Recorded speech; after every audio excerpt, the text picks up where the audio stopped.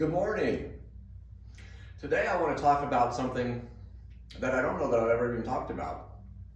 What is chiropractic and why would you want to come see me as a chiropractor?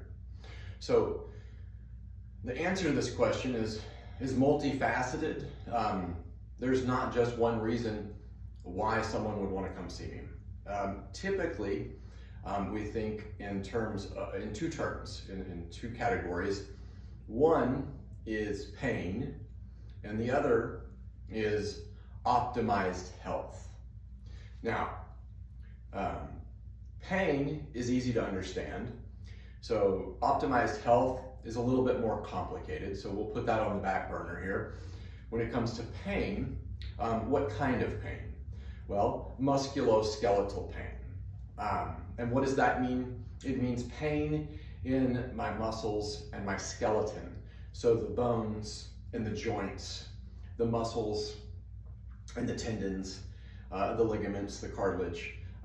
So musculoskeletal pain. And in that category of pain, there are two types of musculoskeletal pain within that category. There is chronic and there is acute.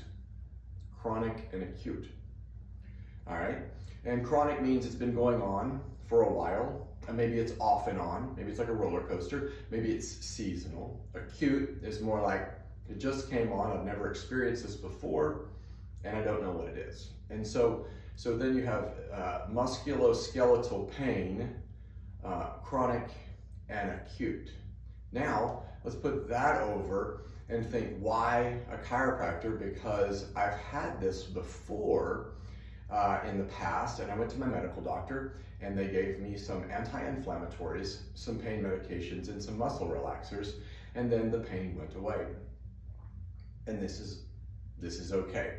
So this is, in general, a very common solution.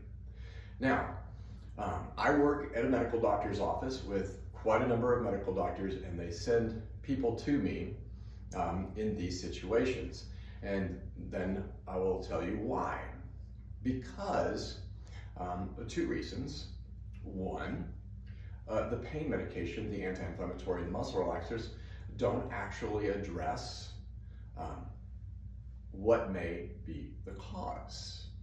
And when you don't address the possible causes, then you're not addressing how to prevent this issue in the future. So this is where the term preventative medicine kind of segues in here as well. Also, modern medicine is fantastic with trauma care. It is fantastic at saving our lives.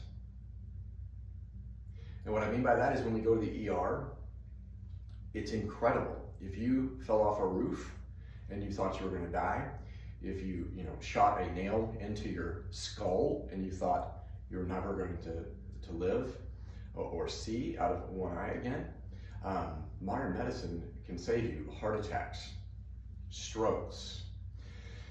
Now modern medicine is getting very good at keeping us alive in a state of sickness. I was just speaking with a girl the other day. She was a registered dietitian, but now worked for the pharmaceutical reps selling diabetes medication. Medication actually has nothing to do with diabetes. It actually is for kidney failure, and it is to prevent kidney failure, but in diabetic patients. And so we are perpetuating the length of our lives, but not necessarily increasing the quality of our lives. So that kind of segues back over to what I talked about in that category that was a little bit confusing, optimizing our health. So that's kind of falls into that. I want to live to be 80 years old, but I don't want to be in a wheelchair or bedridden or in chronic pain the last 16 years of my life. And so that's what research has found, is that we are living longer, but for the last 16 years of our lives, we are living in chronic pain. Now, put that aside. Chronic pain, chronic musculoskeletal pain. We're not typically living with chronic pain in our liver that aches when we wake up in the morning, liver pain, or pancreatic pain that just kind of keeps us stiff in the morning, right? It's pain in the joints, in the hips, the low back, the knees, etc. And so that kind of brings us back to musculoskeletal issues and why you might want to come see me. Because what happens is also our bodies are designed to move, okay? Our bodies are designed to move. When we're in pain, we stop moving or we reduce movement. And as soon as we stop moving or we start moving less, then the whole rest of the body starts to fall apart, okay? It's kind of like a car. You can have a beautiful antique car and you keep it in storage, right? And it's pristine.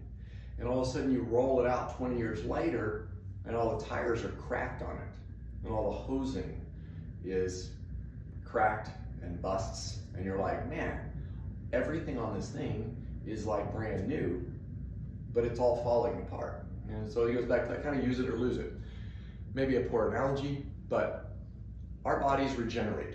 The cells regenerate through movement. We break down cells and they regenerate, keeps us young. And so back to musculoskeletal, chronic, and acute pain, and then answering the question of why, okay? Why might I be having this? And then what could I do to prevent it in the future? This is why you come see me in a nutshell. That's it. In a nutshell, we want to say, let's see if we can get you out of pain, and let's see if we can figure out why you're in pain, so that then we can prevent you from being in pain again. And this is cool, because then we go from chronic and acute pain over here to optimized health.